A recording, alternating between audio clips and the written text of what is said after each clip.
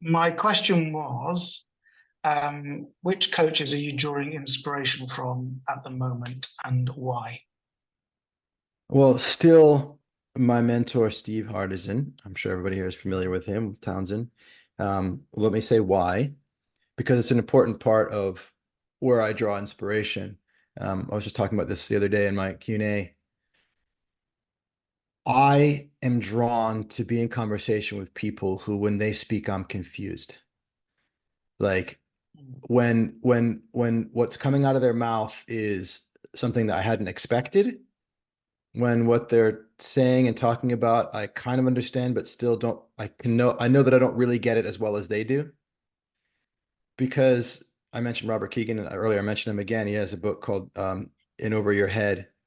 And his whole thing is about adult psychological development, that adults continue to develop psychologically in the stages of that development. And he's drawn this out in detail, but not everybody does. But for those who do develop psychologically, it's because they are in over their head, meaning they're in some kind of situation where it is outside of their psychological capacity to even metabolize or make sense of. And I often give the example of my friend James Tripp, who 15 years ago, when we first became friends, we'd be hanging out, and he grew up doing Tai Chi, having a very Eastern influenced idea, both and Taoism, yin and yang. And I was very much inculcated into a Western either or worldview. And we talk about something, and I'd be like, "Oh, is it this or that?" And he's like, "It's both." And I'd be like, "No, what? It's not. It can't be both. It has to be one or the other." And now I've learned a lot about that, and I can see the both in everything. And I can see when other people are like, which one is it? And so I know the journey of becoming psychologically, cognitively, emotionally capable of experiencing something. And so it's not just intellectual, it's also emotional, right?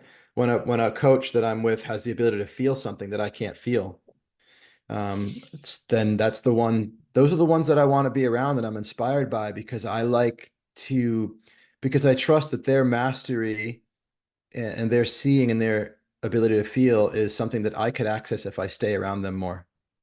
And so Steve is still that for me in many ways. I have a therapist coach here that I go to see with my wife sometimes in Maui, who said to me recently, I think that you're not receiving your wife's love. And I'm like, what? Are you crazy? And I look at my wife and she's like, yeah. And I'm like, what? And then I go up to my Monday meeting with Kiara, my director, and I tell her, and she's like, I've been telling you that for years. Not just I'm not like, receiving love's hard for you. I'm like, what? And so I'm interested in what people can see in me that I can't see in myself. And um, so so I've Ed Fell is here in Maui. Steve Hardison is, as I mentioned, and a new coach that I hired named Ryan Hurst, who's a fitness coach, but he's again very Eastern philosophy, and he's all about slowing down. For me, it's the year of slowing down. So he's a coach that when I ask him questions, his answers are completely in a direction that I hadn't even considered.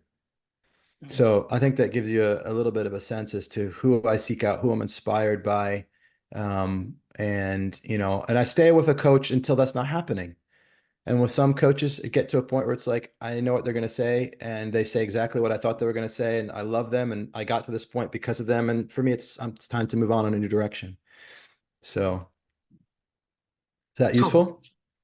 That was very useful. Yeah, thank you very much. Cool. Yeah, thanks for asking, Dominic.